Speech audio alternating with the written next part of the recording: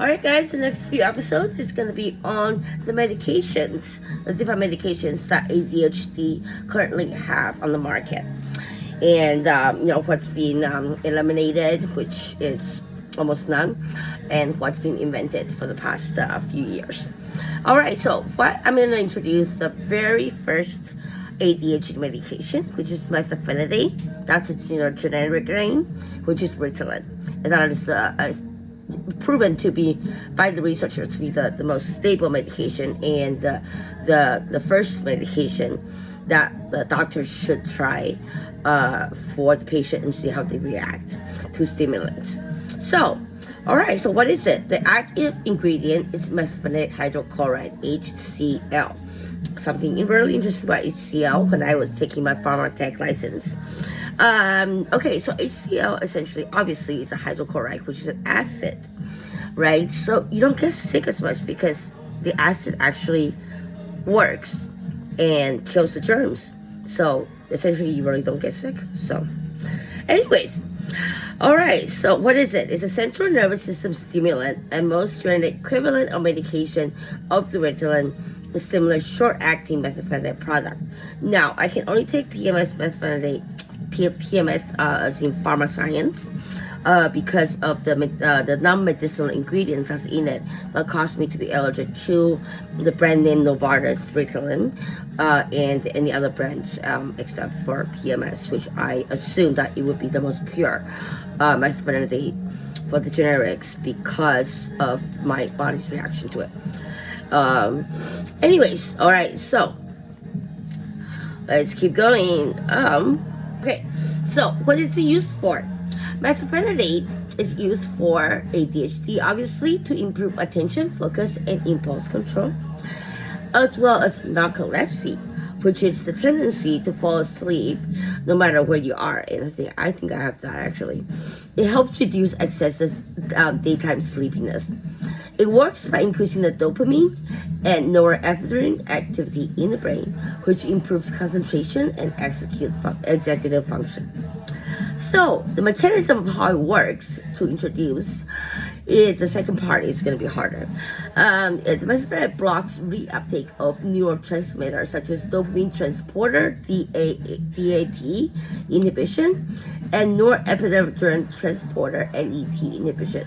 I can never say that word. Weird. This increases neurotransmitter levels in brain areas responsible for attention, motivation, as well as cognitive control, especially the prefrontal cortex. And by increasing dopamine, here's another thing. My doctor has Parkinson's. He's 71 years old. He is I love him to death. And he's the only doctor I see. Now, dopamine for Parkinson's is extremely important because it's dopamine deficit syndrome or disorder. And the levodopa is able to obviously control Parkinson's the most because apparently from some research I read it increases the dopamine level the most and it helps with Parkinson's. All right, so typical form and duration. The onset is about 20 to 60 minutes. The peak effect is about 1 to 3 hours. Duration 3 to 4 hours. And dosing often 2 to 3 times per day. Now, my tolerance is actually double of anybody else, even though I'm small, like 120 pounds or whatever, the onset for me is about 10 to half an hour. Peak effect is about 1 hour to 2 hours, and then it wears off 2 to 2.5 hours, and I have to redose again.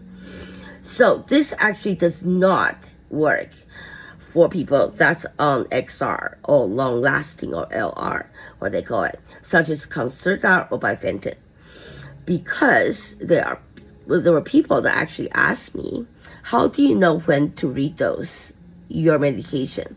And I said, well, because I'm on immediate release, so my brain goes fuzzy. It goes whoosh, when there's no methylphenidate, so I know when to redose. Now, I have tried Adderall, I've tried Concerta, I've tried Bifenton, and they do not work. Bifenton, yeah, maybe so.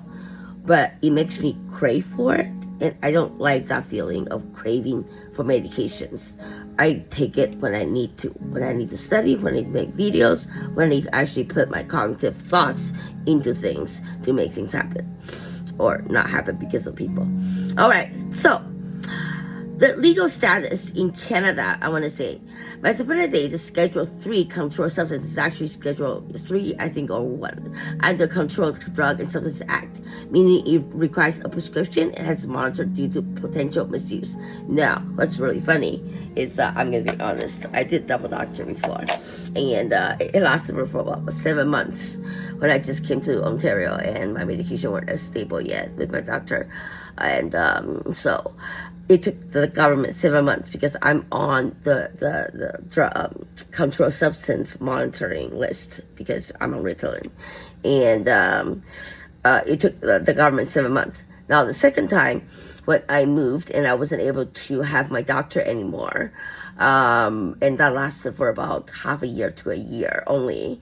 I had a new doctor. Now I did that for only 1 week when I first saw the second doctor where I moved to, and it took the government 1 week to find out. So there we go. Anyways, that's a little confession that I have, and the rest you can read in the description, and you take care. Bye.